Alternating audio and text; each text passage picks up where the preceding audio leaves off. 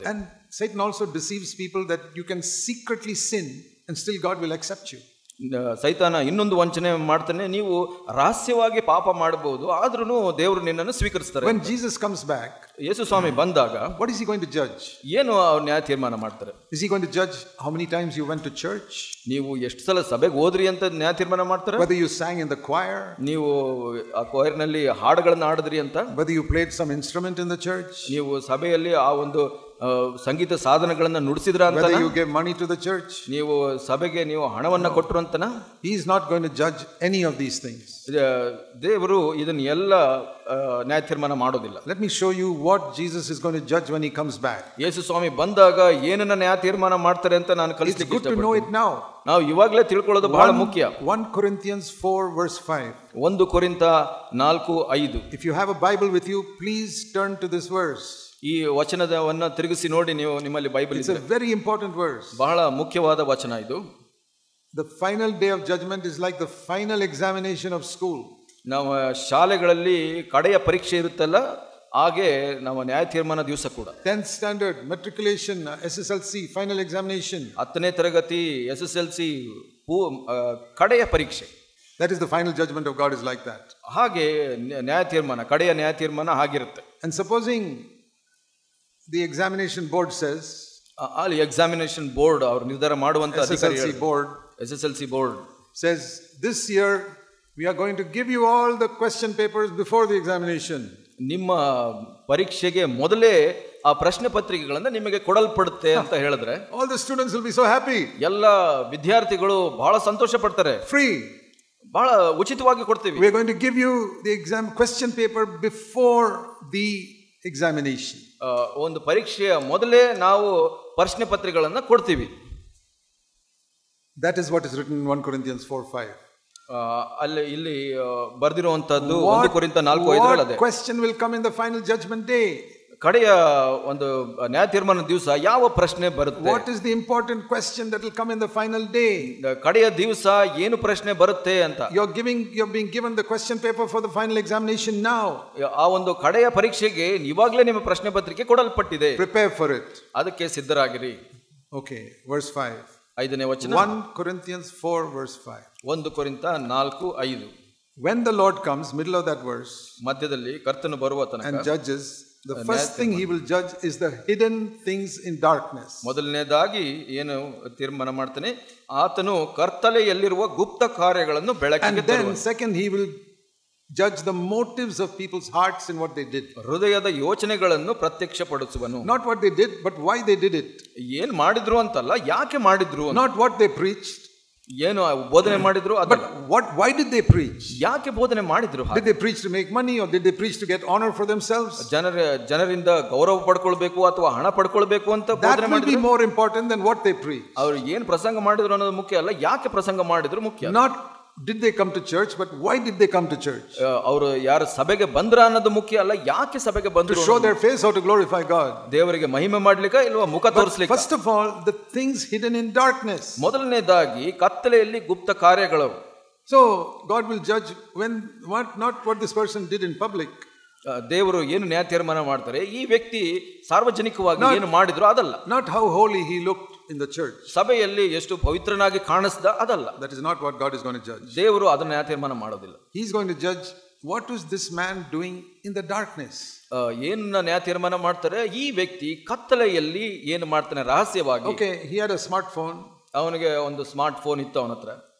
When everybody was asleep in his house, ಮನೆಯಲ್ಲಿ ಎಲ್ಲರೂ ಮಲಗಿದಾಗ, what was he looking at on his smartphone? ಆ ಒಂದು ಸ್ಮಾರ್ಟ್ ಫೋನ್ ಅಲ್ಲಿ ಏನು ನೋಡ್ತಾ ಇದ್ದ? When he connected to the internet, ಅದಕ್ಕೆ ಇಂಟರ್ನೆಟ್ ಅನ್ನು connect ಮಾಡಿದ್ರಾಗ, what pictures were he looking at? ಎಂತ ಚಿತ್ರಗಳನ್ನ ಅವನು ನೋಡ್ತಾ ಇದ್ದ? Nobody saw it. ಯಾರು ನೋಡ್ಲಿಲ್ಲ. His wife is asleep. ಹೆಂಡತಿ ಮಲಗಿದಾಳೆ. And he sits there watching. ಆತನು ಕುಳಿತು ನೋಡ್ತಾ ಇರ್ತಾನೆ. All types of filthy videos. ಎಲ್ಲ ಆ ಒಂದು ಅಶ್ಲೀಲ ಕೆಟ್ಟ ಚಿತ್ರಗಳನ್ನು. Or on his computer. ಆತನ ಕಂಪ್ಯೂಟರ್ ನಲ್ಲಿ. In the darkness. ಕತ್ತಲೆಯಲ್ಲಿ. He thinks nobody is watching him. ಆತ ಅಂದ್ಕೊಂತಾನೆ ಯಾರು ನೋಡ್ತಾ ಇಲ್ಲ ಅಂತ. The angels and Jesus are watching what he is looking at. ದೇವದೂತರು ಯೇಸು ಸ್ವಾಮಿ ಅವನು ಏನು ನೋಡ್ತಾ ಇದ್ದಾನೋ ಅದನ್ನು ನೋಡ್ತಾ ಇದ್ದಾನೆ. Sunday he comes to the church and he's singing and acting as if he's a very holy man. ಆದರೆ ಭಾನುವಾರ ಕೂಟಕ್ಕೆ ಬಂದು ಅವನು ಪವಿತ್ರನಾಗಿ ನಟಿಸ್ತಾನೆ. Now there are people in the world also who are doing this. ಲೋಕದಲ್ಲಿ ಕೂಡ ಜನ ಹಾಗೆ ಮಾಡ್ತಾ ಇದ್ದಾರೆ. But they don't come on Sunday to church and sing like they are holy people. ಅವರು ಭಾನುವಾರ ಕೂಟಗಳಿಗೆ ಬಂದು ಅವರು ಏನು ಪವಿತ್ರರಂತೆ ನಟಿಸೋಲ್ಲ. So these people who come to the church and do it will get 100 times greater judgment than those people who do it out in the world. ಯಾರು ಆ ಲೋಕದಲ್ಲಿ ಹಾಗೆ ಮಾಡ್ತಾರೋ ಅವರಿಗಿಂತ ಹೆಚ್ಚು ನ್ಯಾಯ ತೀರ್ಮಾನ ಸಭೆಯಲ್ಲಿ ಈ ತರ ನಡೆಸುವಂತವರಿಗೆ ಆಗುತ್ತೆ. Those worldly people, they boast. Yes, I see a lot of filthy videos in my smartphone. ಲೋಕದಲ್ಲಿ ಇರೋರು ಅವರು ಪ್ರಾಮಾಣಿಕವಾಗಿ ಒಪ್ಕೊಂತಾರೆ, ಹೌದು ನಾನು ಇದನ್ನೆಲ್ಲ ನಾನು ಮಾಡ್ತೀನಿ. But the people who come to church, ಆದ್ರೆ ಸಭೆಗೆ ಬರುವಂತವರು, they act as if they are only listening to messages on the smartphone. ಅವರು ಹೇಗೆ ನಟಿಸ್ತಾರೆ ಅಂದ್ರೆ ಆ ಸ್ಮಾರ್ಟ್ ಫೋನ್ ನಲ್ಲಿ ನಾವು ಒಳ್ಳೆಯ ಪ್ರಸಂಗಗಳನ್ನ ಕೇಳ್ತಾ ಇದ್ದೀವಿ ಅಂತ ನಟಿಸ್ತಾರೆ. Deceivers, ಅದು ವಂಚನೆ, hypocrites, ಕಪಟತನ, things hidden in darkness.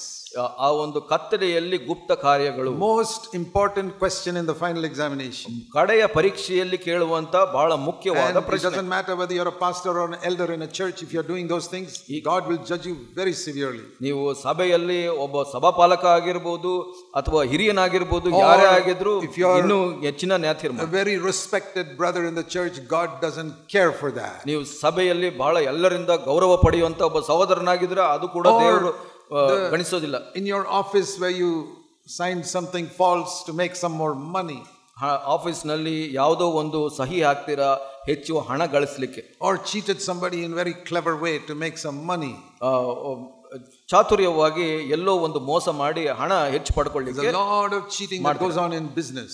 ಈ ಒಂದು ವ್ಯವಹಾರಗಳಲ್ಲಿ ಎಷ್ಟು ಸುಳ್ಳುಗಳು ನಡೀತವೆ to make money, ಹಣ ಸಂಪಾದಿಸಿ. Now Jesus also did business. He was a carpenter. ಯೇಸು ಸ್ವಾಮಿ ಬಡಗಿಯಾಗಿದ್ದನು, ಆತ ಕೂಡ ವ್ಯವಹಾರ ಮಾಡಿದನು. He never cheated people. ಆದ್ರೆ ಯಾರಿಗೂ ಮೋಸ ಮಾಡಿಲ್ಲ. If he did something, he told people exactly what he did and earned his living like that. ಅವನು ಏನು ಮಾಡಿದನೋ ಅದನ್ನ ಪ್ರಾಮಾಣಿಕವಾಗಿ ಹೇಳಿ ಹಣವನ್ನು ಸಂಪಾದಿಸಿದನು.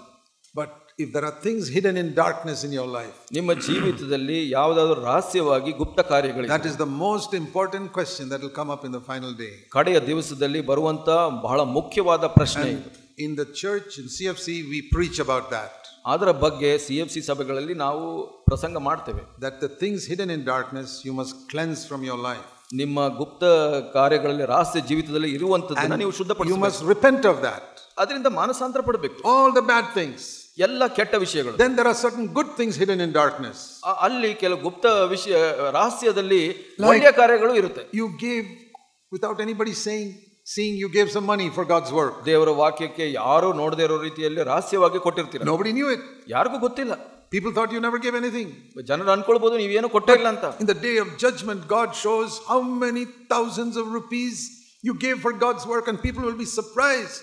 ಜನರಿಗೆ ಆಶ್ಚರ್ಯವಾಗುತ್ತೆ. ನ್ಯಾಯ ತೀರ್ಮಾನ ದಿವಸ ದೇವರು ತೋರಿಸ್ತಾರೆ ನೀವು ಎಷ್ಟೊಂದು ಹಣವನ್ನ ನೀವು ರಹಸ್ಯವಾಗಿ ದೇವ ಕಾರ್ಯ ಕೊಟ್ಟಿದ್ದೀರಾ ಅಂತ. We thought he was a miser keeping all the money for himself. ಬಹಳ ಜನ ಅನ್ಕೊಂತಾರೆ, ಓ ಈತನು